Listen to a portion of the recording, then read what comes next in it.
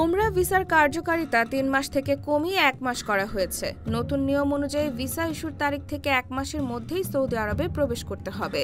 ১ November থেকে নতুন এ নিয়ম কার্যকর হবে বলে জানিয়েছে দেশটির হজ ও ওমরা মন্ত্রণালয়।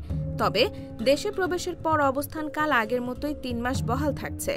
অর্থাৎ ভিসা ইস্যুর তারিখ থেকে ১ মাসের মধ্যে প্রবেশ করতে হবে, কিন্তু দেশে প্রবেশের পর সর্বোচ্চ ৩ মাস পর্যন্ত অবস্থান করা যাবে। নতুন নিয়ম অনুযায়ী ভিসা ইস্যুর ৩০ দিনের মধ্যে সৌদি আরবে প্রবেশ না করলে তা স্বয়ংক্রিয়ভাবে বাতিল হয়ে যাবে। মন্ত্রণালয়ের উপদেষ্টা আহমেদ বাজায়েফার জানান, গ্রীষ্মকাল শেষে শীতল হাওয়ার আবহাওয়া শুরু হওয়ায় পবিত্র মক্কা মদিনায় বিপুল সংখ্যক ওমরা যাত্রী আগমনের প্রস্তুতি হিসেবে এ পদক্ষেপ নেওয়া হয়েছে। চলতি বছরের জুনে শুরু হওয়া ওমরা মৌসুমে এরই মধ্যে রেকর্ড ৪ মিলিয়ন বা ৪০ লাখের বেশি বিদেশি হাজি সৌদি আরবে পৌঁছেছেন, যা আগের বছরের পুরো মৌসুমের তুলনায় অনেক বেশি।